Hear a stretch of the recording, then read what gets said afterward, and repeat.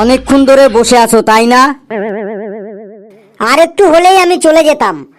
তোমার মুখ দিয়ে বিড়ির গন্ধ বেরোচ্ছে, তুমি আবার বিড়ি খেয়েছো? ছি ছি ছি, আমি বলেছি না বিড়ি খাওয়া বন্ধ করতে।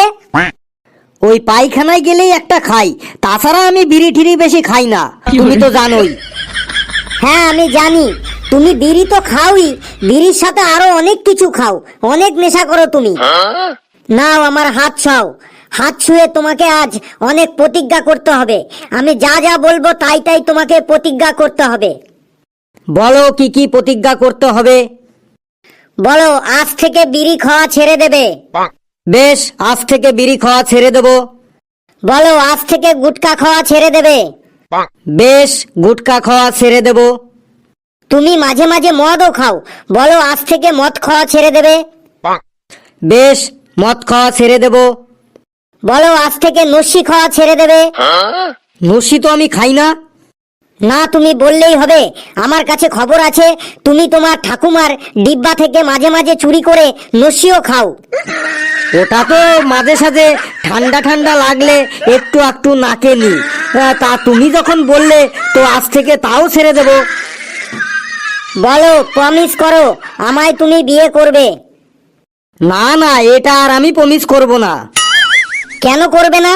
তার মানে তুমি আমাকে বিয়ে করবে না? কেন বিয়ে করবে না? সবই খাওয়া যখন আমি ছেড়ে দেব, তখন তো আমি খুব ভালো ছেলে হয়ে যাব, মানে খুব গুড বয় হয়ে যাব। আর গুড বয় হয়ে গেলে আমি তোমার থেকে অনেক অনেক ভালো মেয়ে পাবো। তখন তোমাকে কেন আমি বিয়ে করতে যাব? তখন আমি অনেক ভালো মেয়ে বিয়ে করব। ওহো, কাঁদছো কেন জানু? আমি এমনি বললাম, আমি তোমাকেই বিয়ে করব জানু। আমার না কেমন যেন সন্দেহ হয়, তুমি কি আদৌ আমাকে ভালোবাসো তো? বাসি মানে? 1000 বার ভালোবাসি, 1,00,000 বার ভালোবাসি। তুমি পরীক্ষা করে দেখতে পারো, তোমার জন্য আমি সব করতে পারি।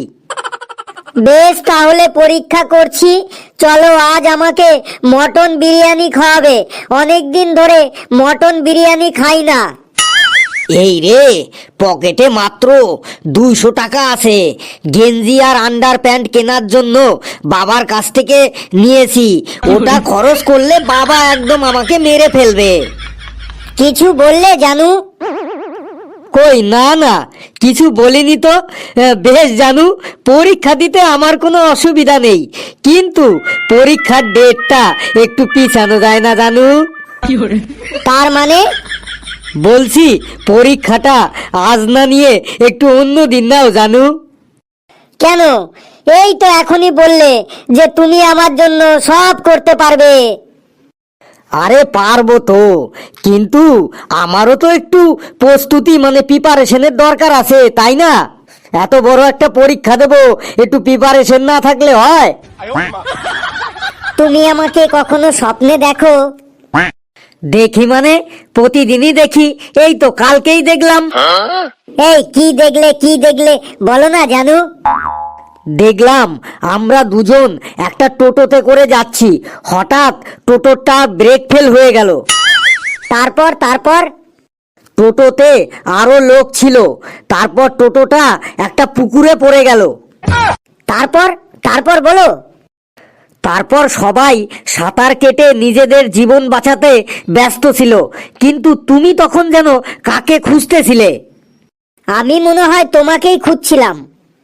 আরে না না, আমাকে না, তুমি চিল্লিয়ে চিল্লিয়ে বলছিলে টোটোওয়ালা কই গেল, টোটোওয়ালা কই গেল, আমি 5 টাকা ফেরত পাবো, টোটোওয়ালা কই গেল।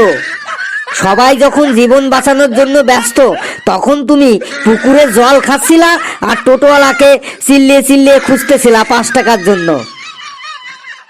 মোটেও না, মোটেও না, 5 টাকার জন্য আমি অমন করবই না। তুমি না এখন যেন কেমন হয়ে গেছো। আগে প্রথম প্রথম কত গল্প শোনাতে, কত স্বপ্নের কথা বলতে, কত রোমান্টিক রোমান্টিক কথা বলতে, এখন তুমি কেমন যেন হয়ে গেছো। এখন তুমি কিছুই বলো না। আরে পাগল, মাছ ধরার আগে জেলেরা মাছকে কত রকমের টোপ দেয়, মাছটা যখন ধরা হয়ে যায় তখন কি আর মাছকে কোনো টোপ দেয়? আমাকে তুমি মাছের সাথে তুলনা করলে।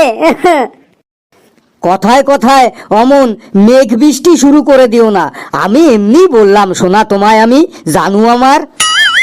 তোমার বন্ধু লাট্টু ওর প্রেমিকাকে কত আদর করে, কত ভালোবাসে, তুমি তার একটুও পারো না। তুমি লাট্টুর প্রেমিকাকে আমার কাছে ডেকে নিয়ে আসো, দেখবে আমি লাট্টুর থেকে ওকে বেশি আদর করে দেখিয়ে দেবো। তুমি হাতে নাতে প্রমাণ পেয়ে যাবে যে লাট্টু বেশি ওর প্রেমিকাকে আদর করে নাকি আমিও বেশি ওর প্রেমিকাকে আদর করতে পারি। তুমি একদিন নিয়ে আসো, দেখবে। সি সি সি, আমি থাকতে তুমি লাট্টুর প্রেমিকাকে আদর করবে? আরে জানু, তুমি লাট্টুর সাথে আমার কম্পিটিশন লাগিয়েছো তাই আমি ওটা বললাম। জানু, একটা ভালো কথা আছে। কি কথা, কি কথা শুনি? আজকে না বাবা আর মা দুজনে মামার বাড়ি গেছে। কেন কেন, হঠাৎ মামার বাড়ি গেল কেন? আর বলো না, মামা বাড়ির দাদুর 4 দিন ধরে খুব পাতলা পায়খানা হচ্ছে, কিছুতেই থামছে না, তাই বাবা আর মা দেখতে গেল। কি বলো, শুধুমাত্র পাতলা পায়খানা দেখতে এত দূর গেল হঠাৎ করে? আরে দূর, পায়খানা দেখতে গিয়েছে নাকি, দেখতে গিয়েছে তো দাদুকে। আর বলি হারি, তোমাদের কি সবারই গোষ্ঠী শুদ্ধই কি পাতলা পায়খানার দোষ? কেন, তা হবে কেন? না মানে এই কদিন আগেই তো বলেছিলে তোমার দিদিমার পাতলা পায়খানা হয়েছিল, তারপরে বললে তোমার ঠাকুমারও নাকি পাতলা পায়খানা হয়েছিল, আবার আজকেই সকালে বললে তোমারও পাতলা পায়খানা হচ্ছে, আবার এই মাত্র বললে তোমার দাদুরও পাতলা পায়খানা হচ্ছে। তাই আমি এমনিই বললাম যে তোমাদের কি গোষ্ঠী শুদ্ধই পাতলা পায়খানার দোষ।